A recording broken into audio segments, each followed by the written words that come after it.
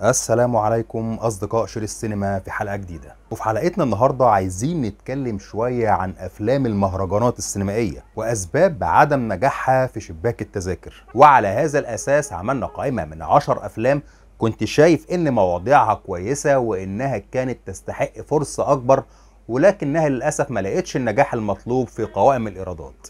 ومن غير كلام كتير كالعادة بسرعة نبتدي حلقتنا.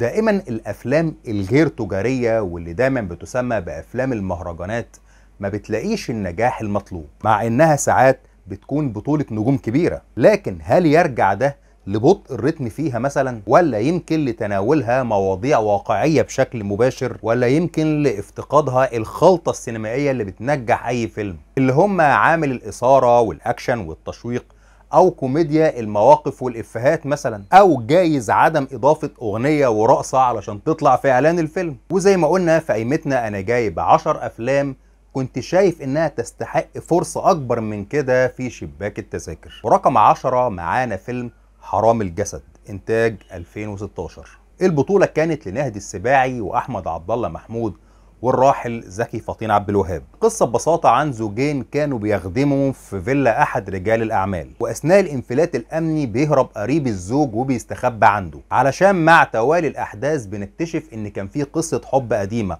مع الراجل الهارب والزوجة. الفيلم كانت قصته وإخراجه للمخرج خالد الحجر. يبقى تكتب كل حاجة باسمك. أنا بكرهك.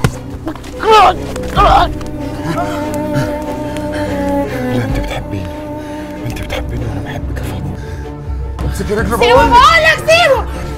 علم دعمك يا حسن، اوعى تضرب فوق. الفيلم شارك في أكتر من مهرجان كان على رأسهم مهرجان روما ومهرجان قرطاج. ورقم 9 معانا فيلم الشتاء اللي فات، انتاج 2013. البطولة كانت لعمرو واكد وفرح يوسف. الفيلم بتدور احداثه عن 3 قصص وقعت احداثها اثناء الثورة. اول قصة عن ضابط امن دولة واثناء تحقيقه مع الشباب، والقصة الثانية عن مذيعة واثناء تغطيتها لاحداث الثورة من الميدان. اما القصة الثالثة عن مهندس كمبيوتر واثناء مشاركته مع الشباب في قلب ميدان التحرير. التأليف كان لاحمد عامر والاخراج لابراهيم البطوط.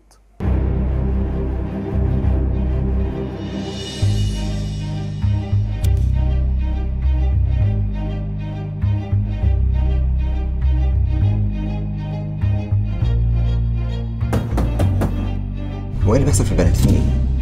أنا كنت جبانة، كدبت وضللت. امال انت فاكر فرح اترقت ازاي؟ الفيلم شارك في اكتر من مهرجان برضه، كان من ضمنهم مهرجان فينيسيا ومهرجان القاهرة السينمائي الدولي. ونوصل لرقم 8 في قائمتنا وفيلم 19 ب، انتاج عام 2023. البطولة كانت لسيد رجب وناهدي السباعي واحمد خالد صالح. قصة بتدور عن حارس مقيم في فيلا هجرها اصحابها من سنين، لدرجة انها بقت العالم الخاص بيه. لكن الاحداث بتتغير لما بيقرر شاب من المنطقة انه يستولى على الفيلا دي ويدير تجارته من خلالها، فبيكون على الحارس الدفاع عن الفيلا ومواجهة الشاب. الفيلم كان تأليف واخراج لاحمد عبد الله. وفي ايه بقى؟ احنا مكان ده هناكل منه الشهد. لم حاجتك وامشي احسن لك. كده نبقى خالصين يا يارا.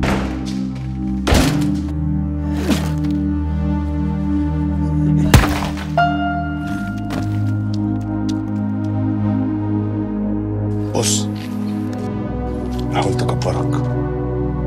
الفيلم شارك في دورة مهرجان القاهرة السينمائي وفاز ب5 جوائز. ونوصل دلوقتي سريعا لرقم 7 وفيلم ابو صدام، انتاج 2021. البطولة كانت لمحمد ممدوح واحمد داش وسيد رجب. قصة بتدور عن سواق تريلا بيكلف بنقل شحنة على طريق الساحل الشمالي، لكنه اثناء سيره على الطريق بيتعرض لاكتر من موقف وبيخلي الامور تخرج عن السيطرة. التأليف لمحمود عزت والاخراج لنادين خان. انسابك جاله فيك اللي ما ينجال، قلت ناس جليلة الأصل.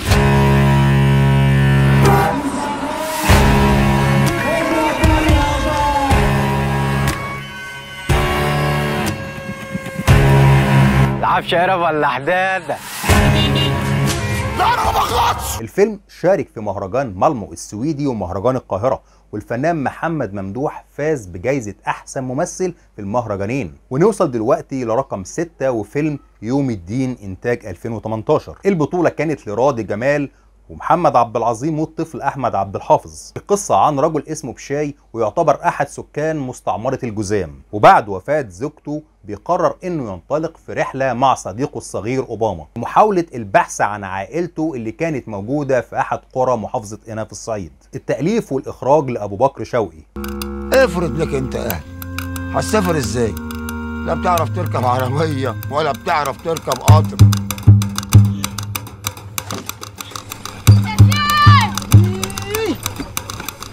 انت نسيت ولا ايه؟ يلا نروح ندور على اهلك. هتمشي في الجنوب لحد ما توصل لهنا. اسم الواد ايه؟ بابا. الفيلم لف في أكتر من مهرجان، على رأسهم مهرجان كان في فرنسا ومهرجان فلادوليد في أسبانيا وكمان مهرجان مراكش والرباط في المغرب، وفاز بأكتر من جايزة.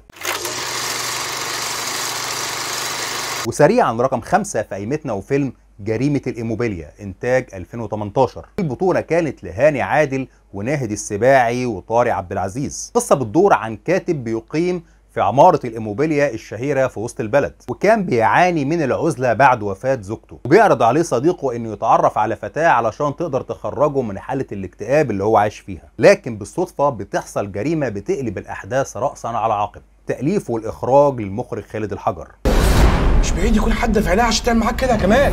انت ليه طول الوقت ليه؟ سيبني في حالي بقى يا اخي. انت اللي غبي يا اخي، غبي. انا عاوز اسكت، انا عاوز 20,000 جنيه زياده. انا خايف يا حبيبي. جالك اللي عايز يفضحك ويشهر بيك يا بيه. الحقوني بوليس!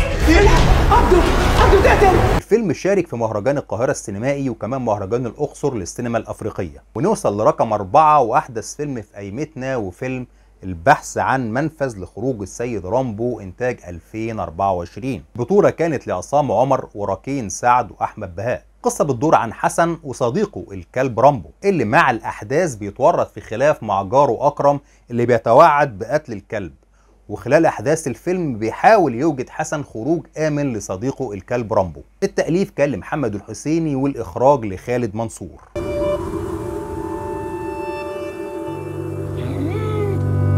مبروك. هتعمل ايه في مشكلة رامبو؟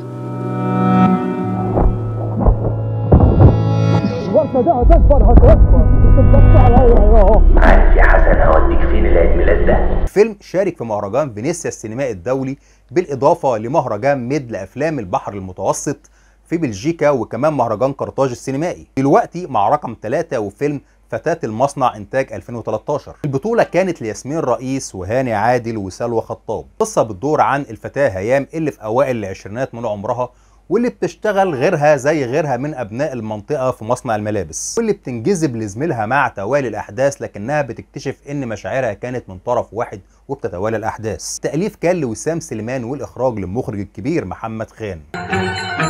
7 نقط يا بت وتلاقيه مستنيكي. هو مين ده يا خالتي؟ الفرح والزينة. بصي يا بت الزينة. عارفه يا خالتي لما بشوفه بتلج واعرق وانمل وادي عارف سري من غزي منه. يا واد يا تقيل. والزغاريت يا عيدة.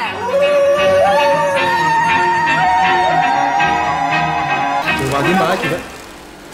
الفيلم شارك في مهرجان مونتريال الدولي وكمان مهرجان شنغهاي السينمائي وكمان مهرجان دبي. ومعاكم دلوقتي رقم 2 في قائمتنا وفيلم نوارة إنتاج 2015. البطولة كانت لمنى شلبي ومحمود حميدة وأمير صلاح. القصة بتدور عن نوارة اللي بتقع في قصة حب مع جارها حسن، ويتزامن ده أثناء عملها في فيلا أسامة الوزير السابق أثناء قيام ثورة يناير، والمواقف اللي بتتعرض ليها أثناء إلقاء القبض على كل رجال السلطة في النظام السابق. التأليف والإخراج كان لهالة خليل. طب ما تيجي نسافر. نروح فين؟ أي حتة.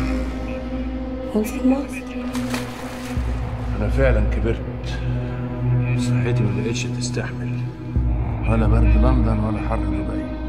أنت ما بتسمعش على النهب والسرقة اللي في البلد اليومين دول؟ انا بس خايفه اموت على ساعه. الفيلم شارك في أكتر من مهرجان، من ضمنهم مهرجان كاسكادا السينمائي الدولي في الولايات المتحدة، وكمان مهرجان دبي، وكمان مهرجان وهران بالجزائر، وفاز بعدة جوائز. ودلوقتي ورقم 1 في قايمتنا وفيلم أسماء إنتاج 2011.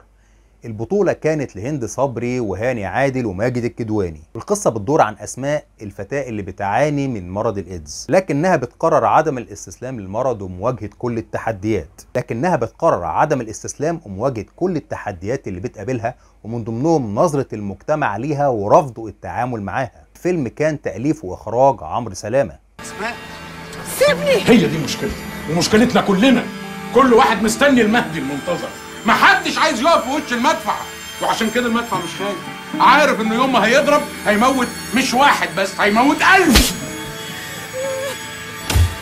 أنا عمري ما قلت إني بطلة، أنا واحدة بتطالب بحقها، ليها حق وعايزة تاخده، واكتشفت أصلا إن الحق ده ملهاش. وشارك فيلم أسماء في مهرجانات كبيرة زي مهرجان تورونتو وكمان مهرجان سان دانس، ده غير مشاركته في مهرجان جنيف وكمان مهرجان أبو ظبي السينمائي وحصوله على أكتر من جايزة. ده غير كمان إن تم ترشيحه لقائمة النهائية للأفلام المرشحة لجائزة الأوسكار. الخلاصة إن عايز أقول إن بالنسبة للقائمة اللي عرضناها في غيرهم أفلام كتير جميلة كنت أتمنى إن هي تاخد مشاركتها كاملة وفرصتها في شباك التذاكر. وبكده تكون انتهت حلقتنا، وارجو اذا الحلقه عجبتكم يا ريت ما تنسوش انكم تشتركوا في القناه، ويا ريت كمان تشتركوا في صفحتنا على الفيسبوك، هتلاقوا اللينك بتاعها موجود اسفل خانه الوصف. وما تنسوش كمان انكم تفعلوا جرس التنبيهات علشان يوصلكم كل جديد باستمرار. ويا ريت لو تدعمونا بلايك وبشير، وما تنسوش انكم تستنونا في حلقه جديده من شريط سينما.